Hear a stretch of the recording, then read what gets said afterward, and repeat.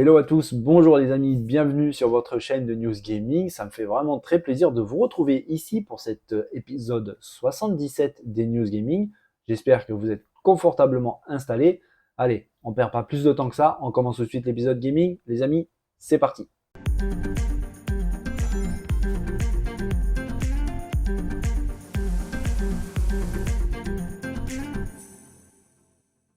Bon les amis, on va commencer cet épisode de News Gaming avec un sujet qui m'interpelle un petit peu. Alors c'est quelque chose que je vois un petit peu partout sur internet, sincèrement, sur YouTube également, et beaucoup, vraiment beaucoup sur Twitter. Un sujet qui fâche énormément de monde à un point où ça devient presque absurde, ridicule, et en tout cas vraiment pas sympa du tout. Et tout ça a une source. La source, c'est Starfield. Le jeu a été présenté pendant un Starfield Direct vraiment grand, long, près de 45 minutes. C'était quand même franchement grand, mais surtout hyper intéressant. On a appris énormément de choses sur le jeu qui véritablement s'annonce absolument incroyable de par les possibilités offertes.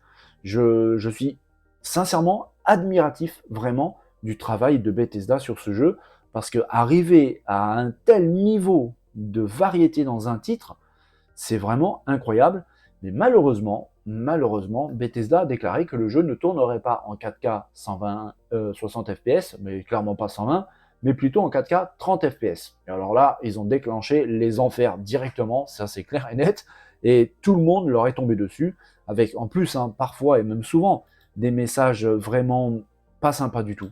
Véritablement, des insultes envers Todd Howard, le responsable de la licence du titre Starfield, des insultes envers Bethesda, évidemment des insultes envers Xbox.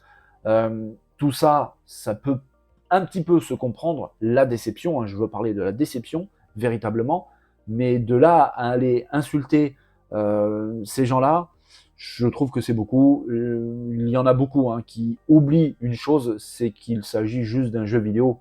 C'est un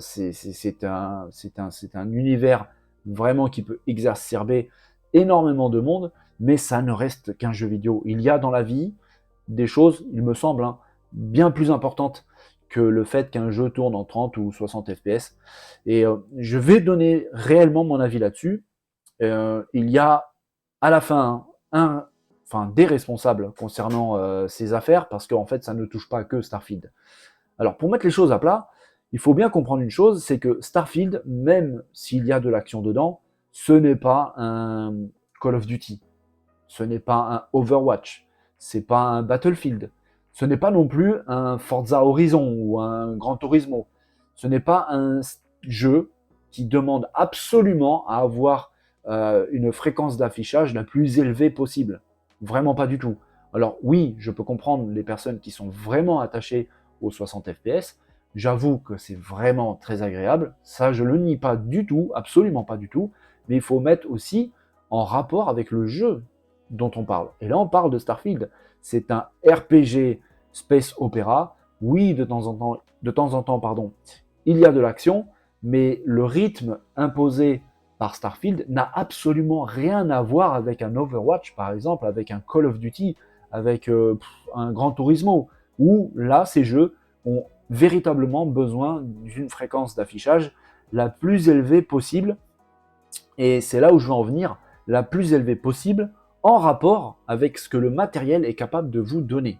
Parce qu'il ne faut pas oublier que nous sommes sur console. Voilà. Alors oui, Microsoft avait déclaré, et le clame toujours, que la Xbox Series X en tout cas, est la machine la plus puissante actuellement sur le marché, et ce depuis l'histoire des consoles. C'est vrai, ils ne mentent à personne en disant ça. D'ailleurs, sur la boîte, on le voit derrière, de la Xbox, il y a bien marqué en gros 4K 120 FPS. D'ailleurs, sur la boîte de la PS5, il y a aussi la mention 4K 120 FPS. Et si je dis pas de bêtises, je crois même qu'il y a marqué 8K. 120, pas 120 FPS, mais 8K. Et au jour d'aujourd'hui, il y a très peu de jeux qui exploitent vraiment pleinement les 4K 120 FPS. Ça ne veut pas dire que les dirigeants de PlayStation, les dirigeants de Xbox ont menti. C'est juste qu'ils ont tout simplement communiqué sur les capacités réelles de la machine. Elles peuvent monter jusqu'à là, mais c'est en rapport avec le jeu qui doit tourner sur la machine à ce moment-là. Évidemment, un titre aussi riche, aussi lourd que Starfield, Parce qu'il faut bien prendre en compte que l'univers de Starfield est juste hallucinant. Il y a tellement de choses à afficher, tellement de choses à calculer par la machine, que tenir les 4K 60 FPS, ça aurait été un petit peu compliqué, et je pense vraiment que ça aurait donné un rendu un peu trop aléatoire par la console.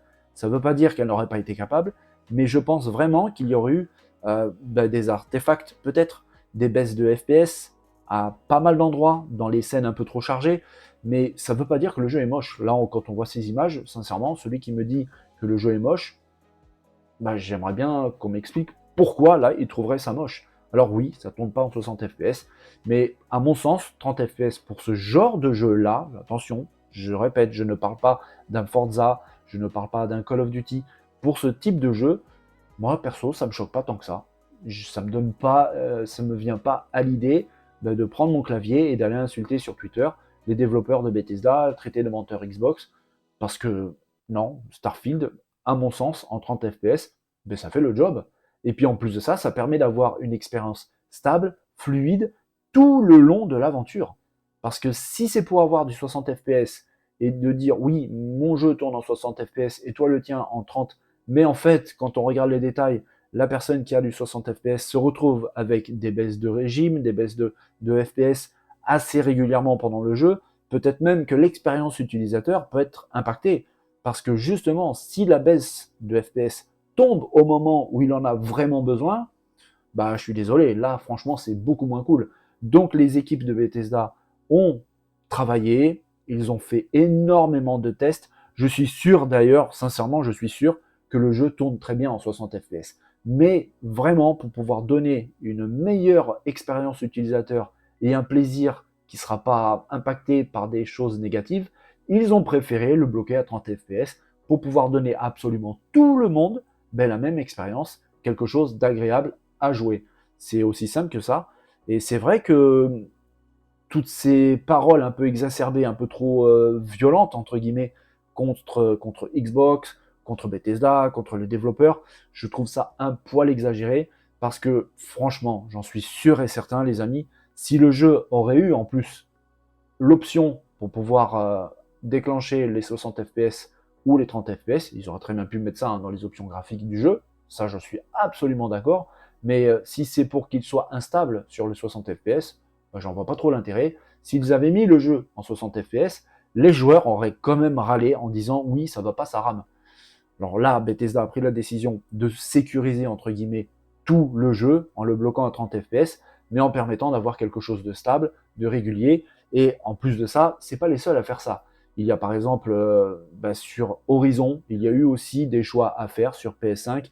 God of War, les studios Santa Monica ont aussi été obligés de faire des choix. Spider-Man sur PS5, les studios ont aussi été obligés de faire des choix. C'est pas quelque chose de nouveau, c'est pas propre à la Xbox, c'est propre aux consoles. Pour une simple et bonne raison, c'est que ce sont des consoles.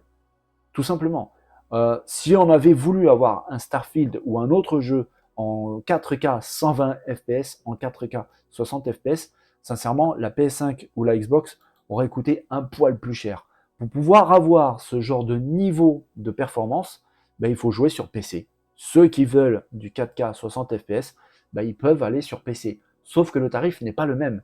Juste une carte graphique qui peut supporter ce genre de jeu avec un rythme aussi élevé au niveau de la fréquence d'affichage et aussi une richesse graphique aussi importante, il faut tabler sur une RTX Nvidia ou une grosse AMD qui va toucher les 1500 € par exemple. Et ça dépend aussi de votre configuration, de vos écrans, en quelle résolution vous jouez. Est-ce que c'est du Full HD, du 2K, du 4K?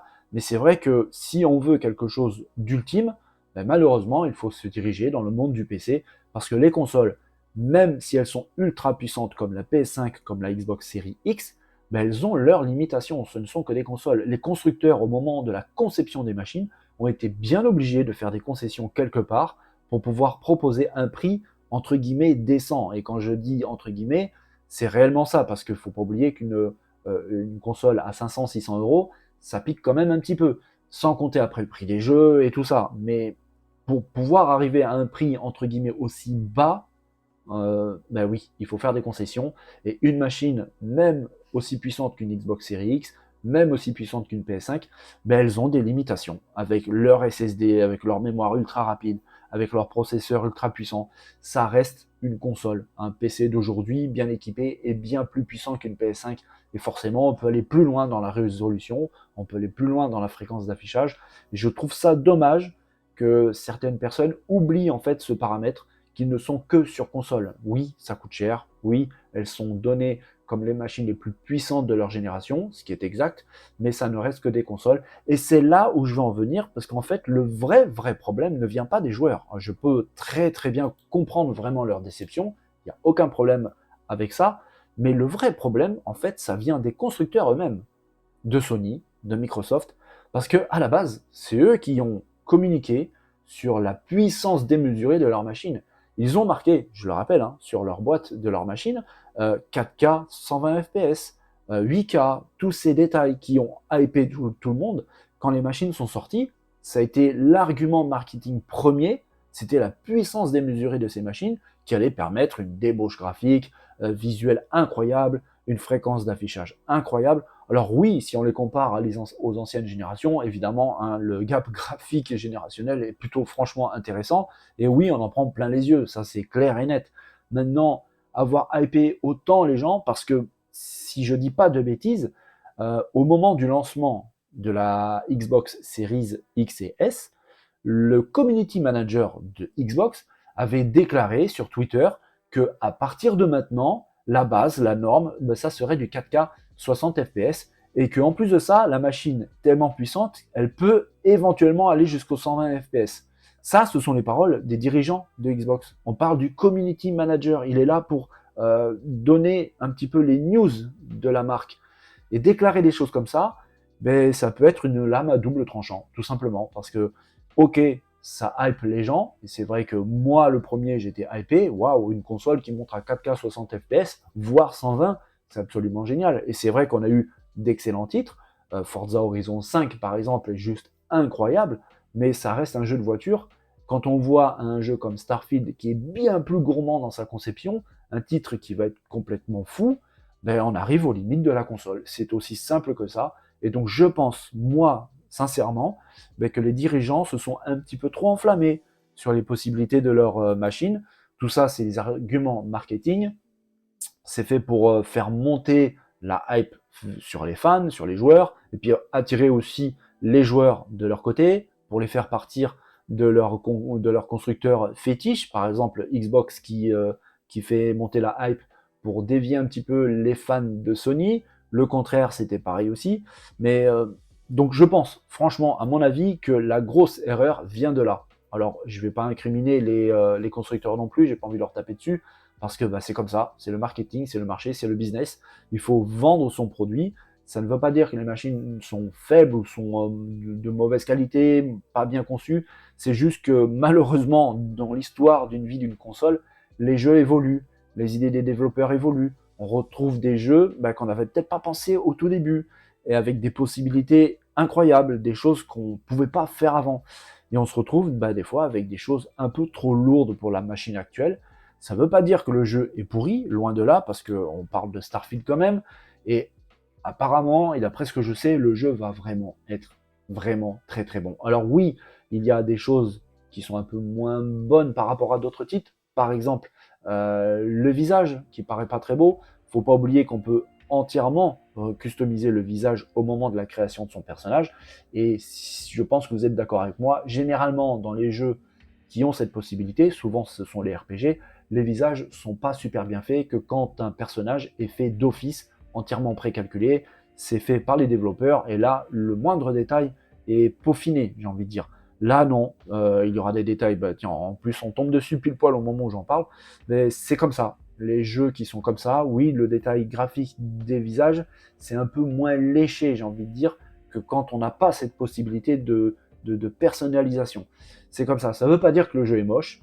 Le jeu est vraiment très beau, les paysages semblent absolument magnifiques, mais c'est surtout bah, les possibilités offertes du jeu qui semblent absolument incroyables. Et c'est ça la force de Starfield. Ce sont les possibilités, la variété qui sera offerte aux joueurs, qui semble absolument immense. La force de Starfield se situe là-dedans, pas dans la réalisation graphique, même si pour ma part, je le trouve vraiment beau.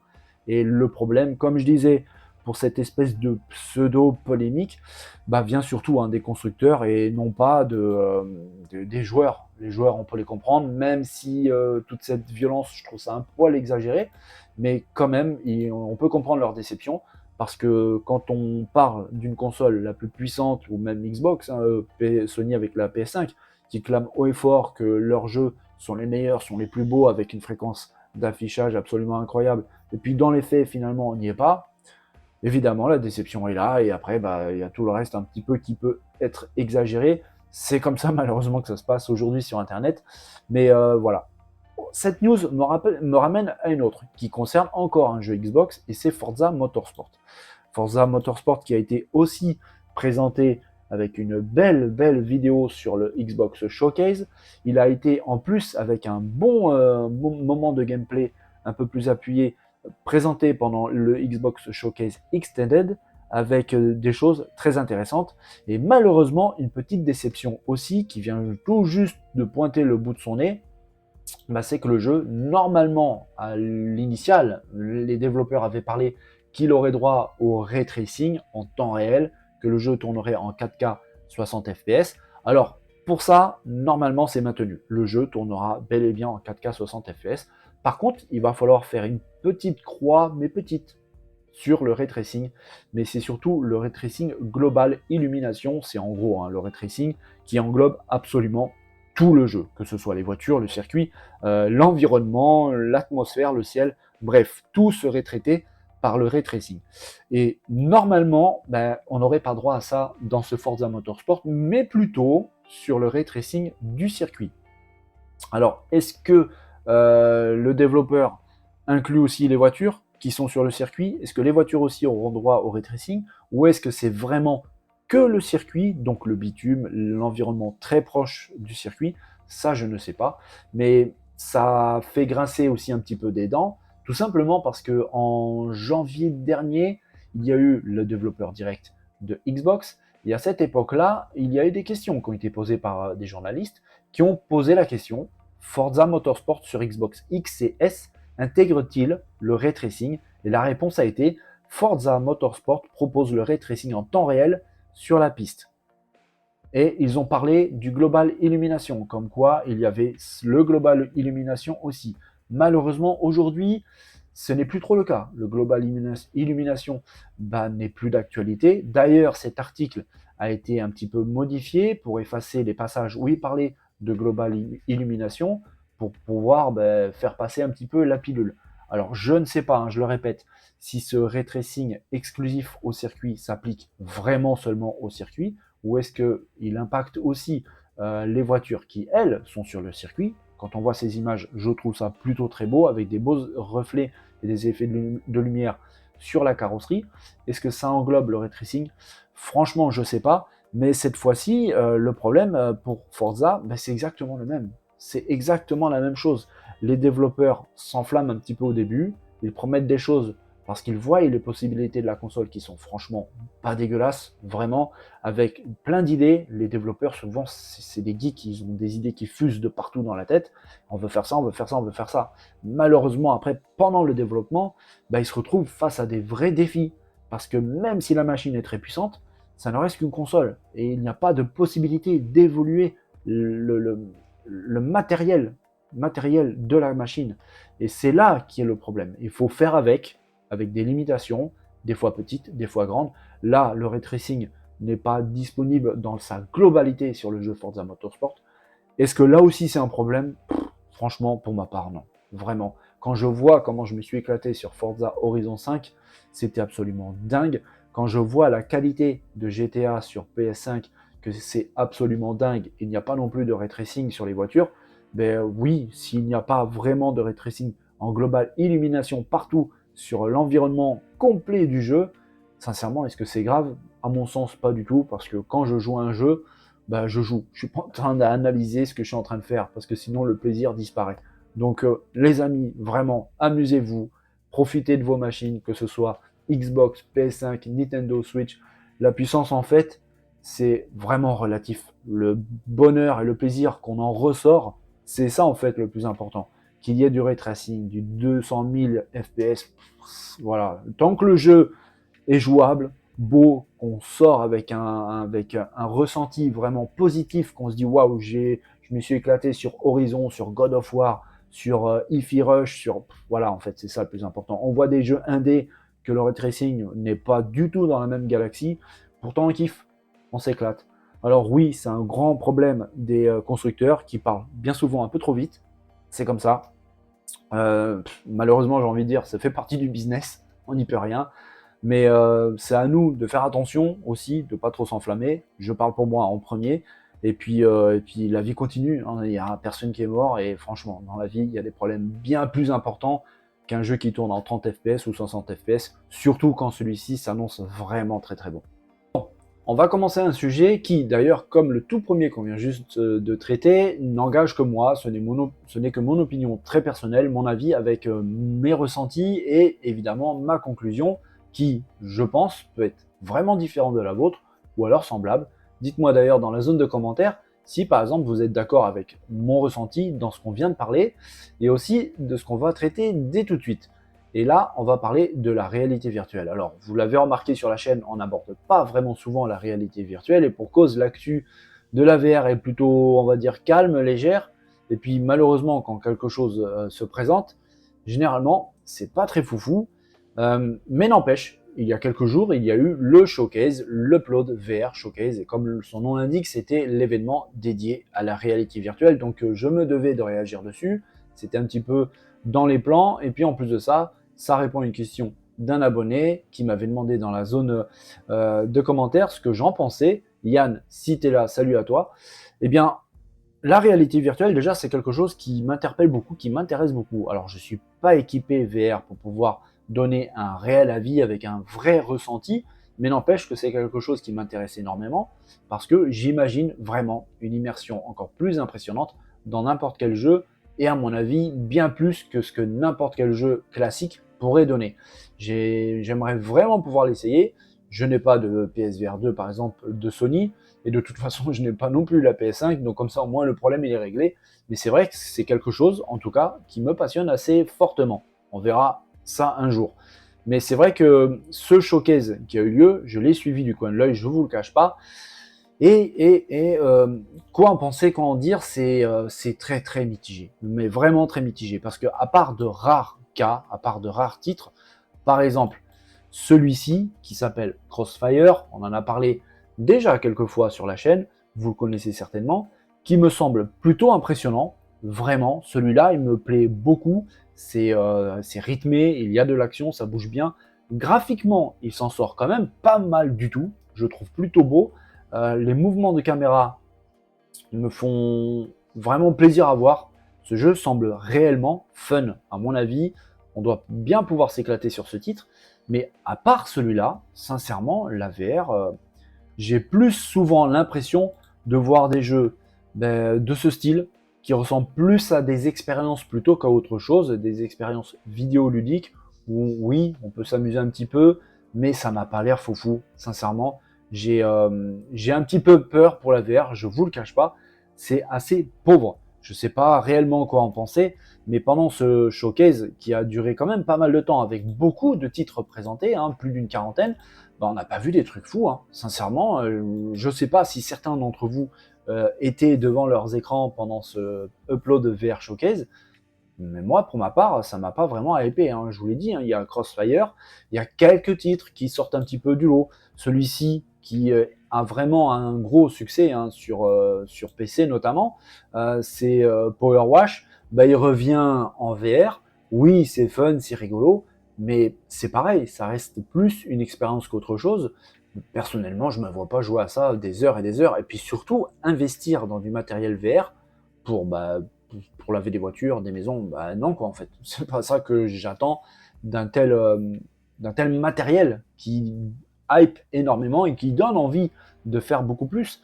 Là, c'est Power Wash, même s'il a beaucoup de succès au niveau normal, j'ai envie de dire, jeu vidéo traditionnel, Je sais pas, un autre titre qui a un succès complètement dingue, même si ça s'essouffle un petit peu, qui a été énormément de fois streamé par exemple sur Twitch, bah, c'est Among Us.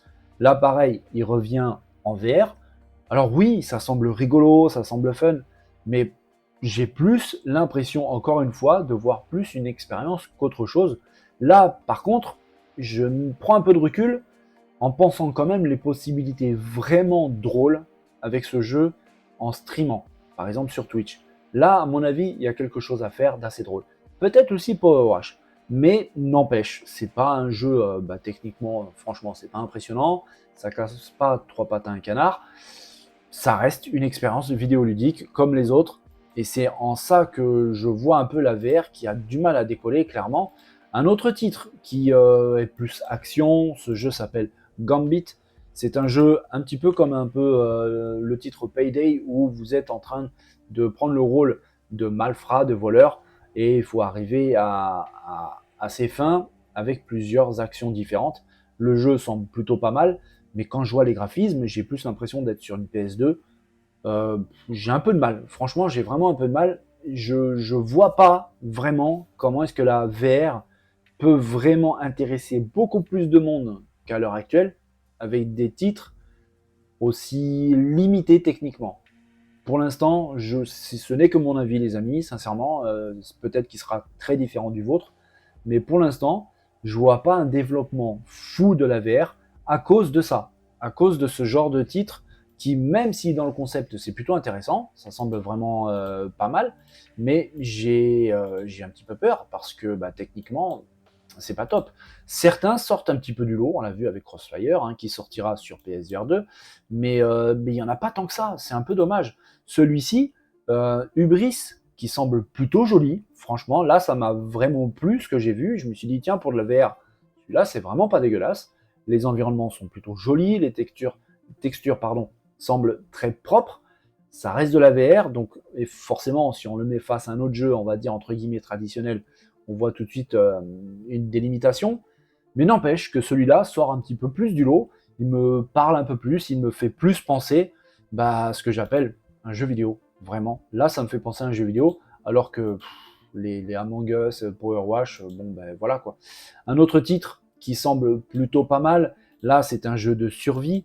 Green Hell semble plutôt pas mauvais, graphiquement aussi, ça reste simple, on va dire, entre guillemets, mais ça semble plutôt propre. Ça a l'air en tout cas bien plus évolué que beaucoup d'autres titres. Là, vous êtes dans la peau d'un personnage qui doit crafter, se débrouiller pour survivre dans des endroits assez pas accueillants, on va dire, avec, on le voit ici, la faune en plus qui va vous aider pour vous nourrir, mais qui peut aussi vous attaquer, construire, crafter, bref. Ça semble vraiment intéressant. On imagine un petit peu les possibilités en VR, ça peut être vraiment sympa, avec une immersion totale, surtout dans un jeu de survie. Mais voilà, il n'y a pas tant de jeux que ça, vraiment, qui peuvent sortir du lot et qui donnent envie aux gens de passer le pas. Parce que pour l'instant, c'est un monde de niche, c'est vraiment assez spécifique. Ça demande un investissement certain. C'est pas tout le monde qui peut se permettre de jouer en VR. C'est bien dommage parce que j'ai dit, ça a l'air vraiment fun. Et si c'était un peu plus accessible, ça permettrait de démocratiser tout ça. Et puis, bien évidemment, de lancer d'autres projets de jeux peut-être un petit peu plus ambitieux. Et là, on va arriver du côté du PSVR 2 de Sony. Parce que j'en parle régulièrement. J'avais réagi à une vidéo avec pas mal de discours concernant le PSVR 2 que beaucoup disaient que il y a des problèmes, que Sony allait au-devant de graves soucis avec le PSVR 2, avec tout simplement un flop, un crash, bref, tout ce qu'on peut imaginer avec ce casque. Il est vrai que le casque est excellent, vraiment. Alors, je parle sous le couvert de ceux qui l'ont déjà, et d'après les retours que j'ai eus, c'est vrai qu'il a l'air vraiment excellent. Très bien conçu, plutôt léger, confortable, avec des écrans qui l'équipent de très bonne qualité. D'ailleurs, les retours que j'ai eus sur ceux qui ont joué sur Resident Evil ou Gran Turismo, c'était vraiment, vraiment très très bon. Maintenant, j'avais dit à l'époque, le fameux flop du PSVR 2 en termes de vente, il fallait que Sony réagisse. Ils ont réagi. Ils ont déjà passé une première étape, c'était de débloquer la vente. En fait, au début, il fallait venir l'acheter sur le store de Sony exclusivement pour pouvoir récupérer le PSVR 2. Et ça, c'était un énorme problème pour sa diffusion, tout simplement parce que sur le store de Sony, vous êtes assez limité en termes de moyens de paiement. Vous ne pouvez pas le payer en plusieurs fois, par exemple. Il n'y a pas de promotion ou quoi que ce soit. Sony a ouvert les vannes. Ils ont mis à disposition le casque de PSVR 2 un petit peu partout. Vous pouvez l'acheter sur Amazon, chez Micromania, Boulanger par exemple. Et là, oui, vous pouvez le payer en plusieurs fois, par exemple, ce qui forcément facilite un petit peu sa distribution. Donc les ventes, elles sont un petit peu envolées. J'en avais parlé sur la chaîne. On est arrivé à peu près à un ratio de 100 000 ventes par semaine. Sincèrement, pour un accessoire qui coûte relativement cher, sur lequel en plus il faut rajouter le prix de la PS5, ben franchement c'est pas dégueulasse, hein, 100 000 ventes par semaine. Maintenant, j'avais dit aussi que pour le faire vivre, ben en fait c'est comme tout, hein. Vous pouvez faire la plus belle et la meilleure machine qui soit, si vous n'avez pas de jeu dessus, ça sert strictement à rien du tout. Et pour le PSVR 2, on est en train d'arriver à ce problème-là. Sony a ouvert les vannes pour la distribution autre part que sur le store officiel, mais en fait, il faut l'alimenter de jeux pour le vendre. S'il n'y a pas de jeux et de bons jeux dessus, pourquoi investir si cher sur un périphérique qui va pas servir en fait? Et là, il devient le vrai problème du PSVR 2, c'est le manque de jeux. Parce que dans ce showcase Upload VR, il y avait très peu de jeux pour le PSVR 2. Quasiment tous étaient pour le MetaQuest ou alors pour Steam VR, mais vraiment très peu pour le PSVR 2. Il y en avait quelques-uns, vraiment, mais trop peu, vraiment trop peu pour lancer véritablement la machine. Et là, j'ai un petit peu peur pour le PSVR 2. J'étais confiant au niveau des ventes il y a quelques semaines parce que Sony allait débloquer le système de points de vente. Mais maintenant, il va falloir que Sony se bouge, clairement, hein, pour pouvoir proposer autre chose que des jeux services ou des jeux style comme ceux qu'on les a vus, expérience vidéoludique, parce que investir aussi lourdement au niveau financier dans un produit qui va rester dans un tiroir ou prendre de la poussière, c'est franchement dommage. J'ai un peu de mal avec ça, hein, parce que je vois pas Sony laisser son produit mourir, tout simplement parce qu'ils ont investi des millions de dollars dans la conception, l'étude et la fabrication du casque, qui en plus de ça, comme je l'ai dit tout à l'heure, est vraiment très très bon. Quand on voit le résultat sur Gran Turismo, sur Horizon, sur Resident Evil, il y a sincèrement matière à faire quelque chose d'excellent. Mais maintenant, il faut des jeux pour pouvoir réellement lancer le produit, lancer le système, et pourquoi pas en plus démocratiser un petit peu le jeu en réalité virtuelle. C'est par là que ça passera. Il faut des jeux de qualité, des jeux immersifs impressionnants. Il faut en mettre plein les yeux, là véritablement, en plus c'est le mot, avec un casque de réalité virtuelle. Il faut en mettre plein les yeux aux gamers. De toute façon, ils n'attendent que ça. La machine est là, la PS5 est relativement puissante et en tout cas assez pour gérer ça. On l'a vu avec par exemple Resident Evil qui est vraiment excellent. Donc il va falloir vraiment que Sony se bouge pour pouvoir faire vivre le matériel, ne pas le laisser mourir parce que là par contre moi je commence un petit peu à avoir peur. Autant j'étais confiant au niveau des ventes, autant là maintenant l'absence de jeu commence à être un sérieux problème. Et puis on l'a vu pendant la conférence, je l'ai dit, il y a vraiment très très peu de jeux qui sont prévus dessus. Certains oui, mais plus tard dans l'année, il n'y avait rien de très précis. Maintenant, les manettes, j'ai envie de dire, sont dans les mains de Sony. Et il va falloir patienter et puis surtout croiser les doigts pour que ça vive, tout simplement. Bon allez les amis, on laisse tout ça de côté et on va venir une fois de plus prendre une petite claque visuelle, ça fait du bien, même si ça pique un petit peu, mais ça fait toujours plaisir de voir des jolies images. Et là, avec un jeu qui est assez attendu, hein, je vous cache pas, moi ça fait un petit moment que je le surveille, il arrive bientôt en plus. Il fait partie un petit peu de ces titres qui sont sur mon étagère spéciale claque visuelle, comme par exemple Lords of the Fallen, Chrono Odyssey pour ne parler que. Il rejoint aussi dans les claques visuelles Lies of P, même si pour ce titre, on va attendre un petit peu pour en savoir plus parce que d'après les premiers retours, notamment celui d'un abonné qui a voulu me raconter un petit peu son retour après l'essai de la démo, au niveau gameplay, c'est pas si foufou que ça. Donc on verra une fois le jeu fini, mais en tout cas, celui-là, Atlas Fallen, s'annonce en tout cas techniquement de très haute qualité. C'est vraiment joli, les panoramas, les paysages sont complètement dingues, certains absolument magnifiques. L'action semble vraiment frénétique pour cette action RPG qui nous place dans un monde fantasy. C'est vraiment très très beau, ça a l'air de très bien bouger, l'animation semble plus que correcte, les textures me paraissent vraiment jolies. On verra véritablement une fois le jeu fini parce que je le dis toujours, un beau jeu ne fait pas forcément un bon jeu et comme je vous l'ai dit apparemment pour Lies of P, ça semble être le cas.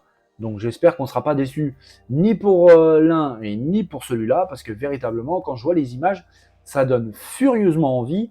En tout cas, techniquement, franchement, ça me semble être de très très haute qualité. On verra ce qu'il en est, mais il va pas falloir attendre longtemps, parce que le jeu est attendu pour le 10 août prochain, c'est bientôt. Il sortira sur Xbox X et S, sur PS5 et sur PC. Donc il s'agit en plus d'un jeu nouvelle génération, entre guillemets, il sortira seulement sur les consoles current gen, vous ne le retrouverez pas, par exemple, en tout cas pas pour l'instant, ni sur PS4, ni sur Xbox One. Et il va falloir investir si on veut essayer ce titre qui me semble vraiment très très bon. Le 10 août prochain, donc Atlas Fallen va nous en mettre plein les yeux ou pas, ça on verra, mais en tout cas j'avais envie de vous parler de ce jeu qui semble vraiment vraiment excellent. Les dernières news qui m'a fait beaucoup sourire et il fallait absolument que je vous en parle, vous savez, on en parle régulièrement, s'il y a un jeu qui est vraiment très attendu, c'est GTA 6. À chaque fois qu'il y a un petit quelque chose qui fait un peu, même de très très loin, référence à GTA 6, Internet littéralement explose. C'est vraiment incroyable. L'imagination des fans n'a pas de limite, mais vraiment pas.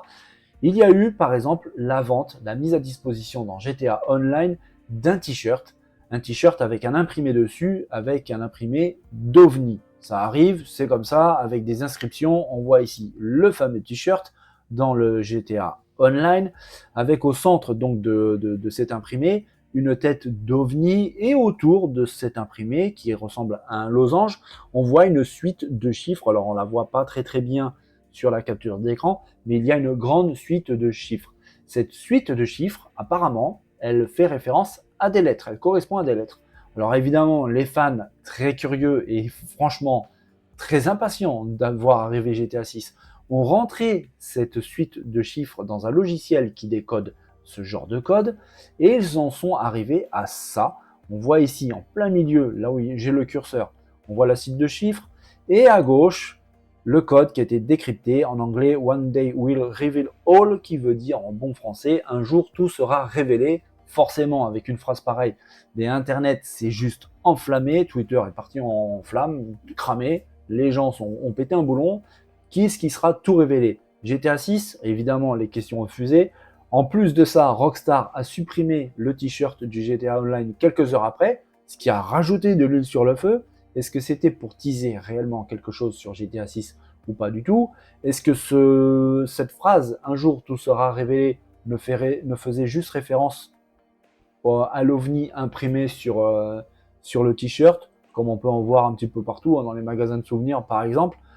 Je n'en sais absolument rien, mais vraiment ça m'a fait rigoler parce que pour en arriver au point d'utiliser des logiciels qui décodent ce genre de choses pour pouvoir révéler un mot ou une phrase cachée dans le t-shirt et en plus de ça en extrapoler quelque chose qui n'est peut-être même pas vrai, ça me semble complètement dingue. On le sait maintenant, les vrais fans n'ont absolument aucune limite, c'est confirmé avec ce GTA 6 qui véritablement fait chauffer absolument la tête à absolument tout le monde. Voilà les amis, on arrive à la fin de cet épisode 77 des News Gaming. J'espère sincèrement que cette vidéo vous a plu. Si c'est le cas, n'hésitez pas à mettre tous les plus beaux pouces que vous pouvez mettre, à partager en masse la vidéo. Je vous remercie d'avance infiniment. Et puis aussi, venir faire un petit coucou dans la zone de commentaires et donner votre avis sur cette vidéo et aussi sur les news. Est-ce que par exemple, vous aussi, ça vous énerve un petit peu que Starfield, par exemple, soit en 30 au lieu de 60 FPS? Ou est-ce que finalement c'est pas si grave que ça, hein, c'est pas un FPS compétitif par exemple, et au final ça va le faire? Est-ce que vous aussi vous êtes un petit peu inquiet sur la VR en général et en particulier sur le PSVR 2 de Sony? Ou est-ce que ça va aller, on a du recul, on verra bien. Bref, on peut échanger de tout ça et de tout ce qui touche notre passion commune, le jeu vidéo. Et puis pour tous ceux qui ont débarqué sur la vidéo et qui ne sont pas encore abonnés, n'hésitez pas à cliquer sur le petit bouton abonner pour venir rejoindre l'aventure. Vous êtes au bon endroit pour avoir des bonnes news fraîches et de qualité, je l'espère. En tout cas, les amis, pour l'instant, je vous souhaite à tous une belle et bonne journée. Profitez bien, prenez soin de vous. Pardon, n'oubliez pas de vous amuser, c'est très important. Et puis, je vous dis à très bientôt, dès demain, pour un nouvel épisode des News Gaming. Les amis, bonne journée, bye bye.